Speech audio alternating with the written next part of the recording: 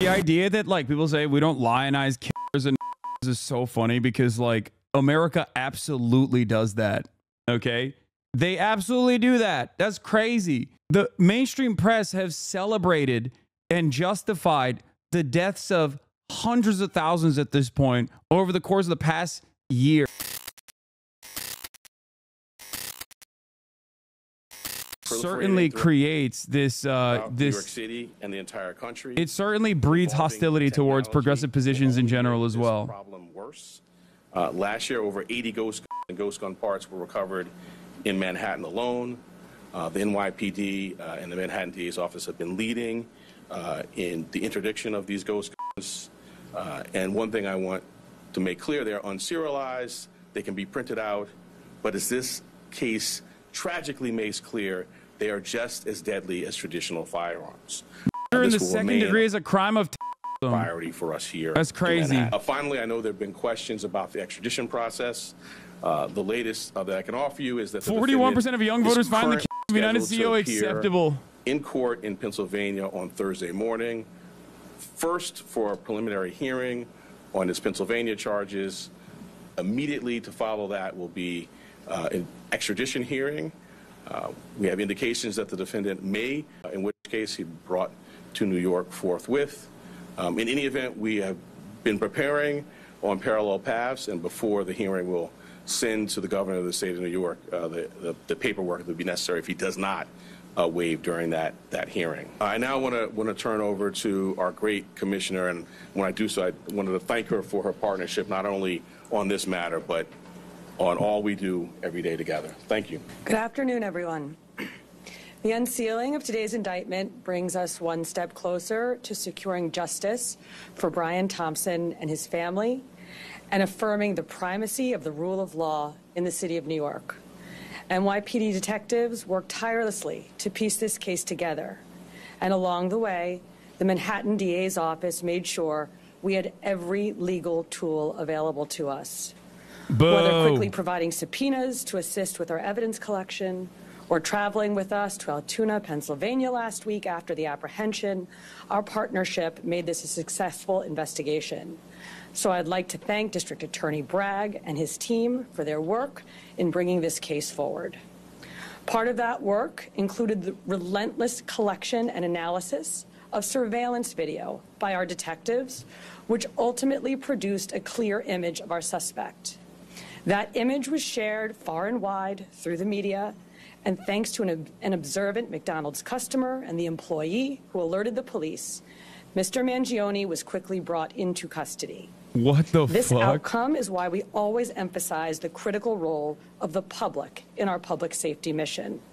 So again, I want to thank everyone who saw something, said something, and did something. That is why we have a suspect in custody today. Bro, someone should have told you something not to wear this fucking jacket. God damn, that shit is ugly. And indicted for murder. And let me be perfectly clear. In the nearly 2 weeks since Mr. Thompson's killing, if you see something, say something. Girl, that jacket is not it. Celebration of cold-blooded murder. Social media has erupted with praise for this cowardly attack. Oh, they're coming after all of us. People ghoulishly plastered posters threatening the CEOs, other CEOs, with an X over Mr. Thompson's picture, as though he was some sort of a sick trophy. And yesterday, the New York Post reported that some extreme activists were circulating a deck of cards with other most wanted CEOs to be targeted for assassination. These are the threats of a lawless, violent mob who would trade in their own vigilantism for the rule of law that protects us all. Let me say this plainly. There is no heroism in what Mangione did. This was a senseless act of violence. It was a cold and calculated crime that stole a life and put New Yorkers at risk. We don't celebrate and we don't lionize the killing of anyone. And any attempt to rationalize this is vile, reckless, and offensive to our deeply held principles of justice. Now, as we await the extradition process in Pennsylvania to complete, we continue our public safety work here at home. That includes our focus on the growing threat of ghost one of which was used in this attack, the NYPD remains committed to tracking down and removing these untraceable weapons from our streets. And we will do that work hand in hand with District Attorney Bragg here in Manhattan and in every other borough to ensure that those who possess, distribute, and use these weapons are held fully accountable.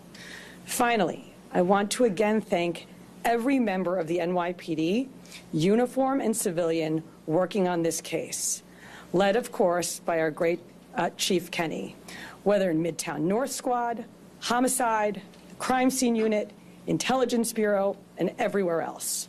All of you contributed to today's indictment, and you've brought the Thompson family one step closer to justice in this case. Thank you. The idea that, like, people say we don't lionize killers and is so funny because, like, America absolutely does that, okay? They absolutely do that. That's crazy. The mainstream press have celebrated and justified the deaths of hundreds of thousands at this point over the course of the past year. When it's dead children in Gaza, it's perfectly valid. Republicans have lionized, literally in this very moment, they're lionizing the likes of Daniel Penny openly in the same breath. They're like, how could someone kill a healthcare CEO and not a unhoused, mentally ill black person? Like, what? You should kill them. You should kill them instead. What are you talking about? Like, that's it. That's it.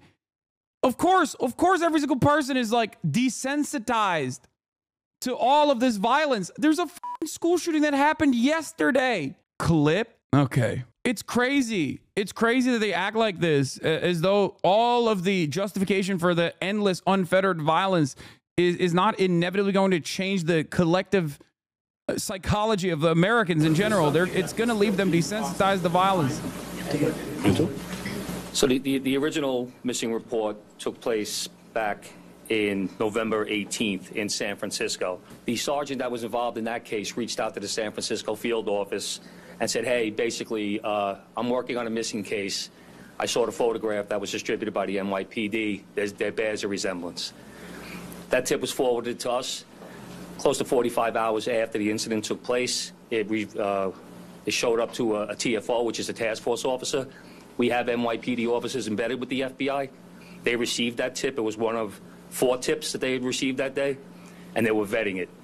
Part of that vetting process was that they reached out to Mangione's mother in San Francisco very late on the 7th. They had a conversation where she didn't indicate that it was her son in the photograph, but she said it might be something that she could see him doing. So that information was going to be passed along to the detectives the next morning, but fortunately we apprehended him before we could act on that. The commissioner has talked about how the defendant's been lionized and celebrated. I'm wondering how concerned you are about. Yeah, how are we gonna start punishing the people who are upset about healthcare? Can we just kill them too? Can we start arresting people who are upset about their healthcare? Which I think were put forth beautifully. I mean, we see a lot in these jobs. I meet with the families of homicide victims, and I just can't wrap my head around the notion that someone is celebrating this. To your specific question, you know, we're at the beginning of a litigation now with our charge. We have a phenomenal trial team in place, led by ADA Joel Seidman, who is been in this office for more than 40 years and handled some very challenging matters. We have a voir process in place. I have faith in our jury system to select 12 people who can be fair and impartial, but we'll move forward, and that's something well down the road, but we'll be ready when that time comes. 2 questions, if possible. One will be about Mr. Thompson's family. But first, I want just maybe to explain more to viewers how you systematic terrorism. I think it's an important part of this. And so I'm hoping maybe you can explain that a little more, just sort of define the statute here. Sure, and my point, I mean, the statute talks about attempts to influence or coerce a civilian population. The statute talks about intending to influence a policy of government, and it talks about seeking to, put forth things sort of similar to that by so the statute, the plain language of the statute is clear. Obviously, we've charged it. The grand jury has voted on it, and we intend to go forward and prove it. But I think it does help to take a step back, and think about the proof in the case, some of the writings. I'm not going to get into too much of that, but in the actual reaction, in the middle of Midtown, the beginning of a busy day, tourists, commuters, business people, the intent was to sow terror. And if I could just I don't know about all that, man. Sadly, as you say, not a lot of focus given to Mr. Thompson or his family. I'm wondering if the services folks, or any of the folks in your office, have been talking to them about what that's been like. Is anything you can say about that? I'm not going to talk about communications with the family other than to say that revenge of any sort is not considered terror until the revenge is conducted against a CEO, a person that is of notoriety and worth in society. Like you're saying, okay, so much focus on it's terrorism. Suspect quite different. I echo what the commissioner said, and the sentiment of your question. My heart goes out to it. I mean, this is a significant piece of what we do here. Is we center the trauma of survivors and victims and their families. As the CEO of my own small business Pokemon card reselling company, I am terrified. When appropriate, if they want to, offer a hug. And we have your joke, but like I can see that being the next step of universalizing the fear and being like, you don't understand. Who amongst us isn't a CEO in their own way? You know what I mean? Like trying to make it seem as though the fucking mom and pop shop owner in your local neighborhood is a direct target of this kind of just as the United Healthcare CEO is. Like, you have to understand, it's the same actually. We're all CEOs. This is a nation of CEOs. We're all CEOs one way or another. Yes, absolutely. And we've seen a real increase, sustained increase since December 4th in concern, not just from CEOs, but from corporations broadly. And so going back to the DA's intent to intimidate or coerce a civilian population, which is, of course, at the root of our state terrorism statute. Even if I wasn't convinced by the killing itself, the narratives in response to it would have been pretty fucking radicalizing to me, seeing that the entire governments are jumping into action to protect CEOs when no such protection has ever been afforded to anyone else. Wow. Yeah, but I think you have to remember, the average American, in my opinion, is like fairly servile.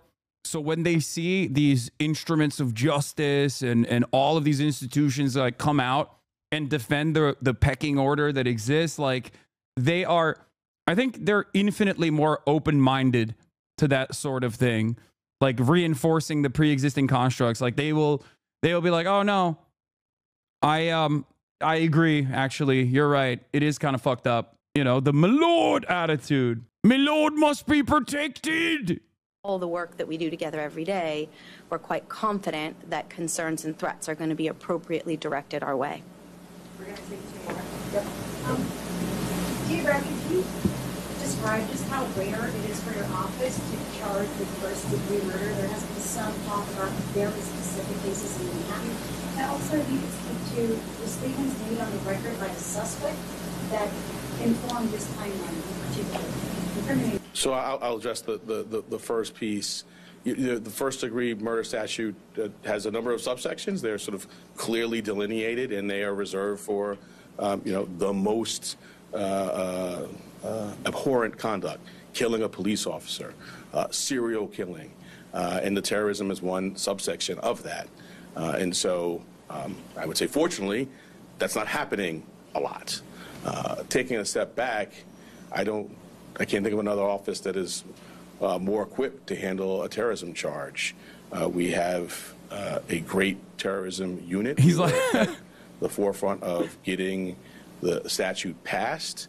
Within the last 2 years, we've tried 2 very significant terrorism cases, one involving an English-speaking operative based in Jamaica, and another involving someone who was here and funding overseas terrorism by cryptocurrency. So we have the expertise, and as I mentioned, the expertise on this team, and so we're prepared to go forward.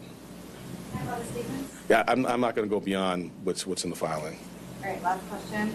Laura, are you able to just say things that you will be seeking the... So as a matter of practice, I don't talk about sentencing outside of court as a first matter, and certainly not at the initial stages of a matter. But I think you can tell the seriousness with which we take this matter by the way in which it's charged. The murder in the second degree actually has a mandatory life without parole sentence, no discretion for the judge at all. So that's the maximum there. But I'm not going to go beyond that. We will first get the defendant to the New York. audio is shit in these meetings because they have to open up the boom mic so that they can hear the random journalist and then go back to the individual mic. That's why it's bad. Equipped to do that, and then we will proceed to sentencing, at which point we'll make our arguments in court. Thank you all so much. I guess so. I was taking your book. Someone in the chat brought forward a really interesting point, but yeah. Manhattan District Attorney Alvin Bragg hates Luigi seemingly more than he hates Donald Trump, and his prosecution of Donald Trump got him an endless sea of death threats. That should tell you everything you need to know about those in positions of power under liberal capitalist democracy. Okay? Like, he's just like, oh, I can't wait to get this scumbag, this terrorist scumbag off the streets. It's like, that's it. Someone sneak him some crack in a video camera so Joe will pardon him. Yeah, no, someone needs to tell Joe that Luigi is his son. The police commissioner is the daughter of a billionaire. He was the CEO of Lowe's Group. Now her brother is CEO and they have their health insurance with United Healthcare. I did not know that, but it's not shocking to me. He would be a terrorist if he had killed civilians, but he literally went out of his way to avoid harming civilians. Yeah, terrorism as a political designation has no real value system associated with it. It's just something that you declare specifically to vilify whoever the fuck you're prosecuting. That's why Nelson Mandela was considered a terrorist until 2008. He was on the terror watch list until 2008. It just means that you're outside of you're against the preordained hierarchies that the state wants to justify, that the state wants to uphold. There's a reason why you rarely ever see that designation for white supremacists. Okay, if you want to have like a universal approach to it, I think the best possible universal approach to it would be people who go out of their way to create a sense of panic upon the public for political purpose or not, by directly targeting majority civilians. Okay, like that is what the universal application of that would be, which would put America as the top terrorist on the planet. Israel would be a massive terrorist. Russia would be a terrorist as well. All these states would be considered, most states would be considered terrorist. So it doesn't really make sense that way, which is why there is no real universal application for it. And rather, you have these applications on non-state actors usually, right? If you strap a suicide vest onto your body and blow up a hospital, you're understandably called a terrorist. If you blow up that hospital with a drone strike, you're called Barack Hussein Obama, recipient of a Nobel Peace Prize. Do you understand the difference there? Bro, they are going to ban you. What are you guys saying? I'm talking about, what am I not supposed to talk about? Like the designation of terrorism? Like, what are we doing here? This is like, people always turn around and they're like, oh, dude, free speech, whatever. And it's like, of course you insult the black president, lol. Wait, what? You hate Kamala more than you hate Trump, and that tells me everything I need to know about you? Oh, like you, another rich kid cosplaying as a leftist? Don't talk about Nelson Mandela. His name shouldn't come out of your mouth. Are you okay? All right, you know what? I got it. Chatter, Woke of the Day award goes to Trey Jocelyn Runnels. Congratulations, Chatter. You are the woke of the day. Of course, you insult the black president. Yeah. My criticisms of Barack Obama have nothing to do with him being black. I don't know how you can't factor that in. Well, how did blackness factor into him bombing Kunduz Hospital? You think that was a prominent factor? You think that had anything to do with my criticisms of Barack Obama? Do you have an answer to this, or are you just here to cry? You're just citing critical terrorism studies, to be honest. This is an entire field of study. No reason to ban you or anything. People should start reading more. I know, but like, it doesn't really matter. What happened? Why did these guys stop talking?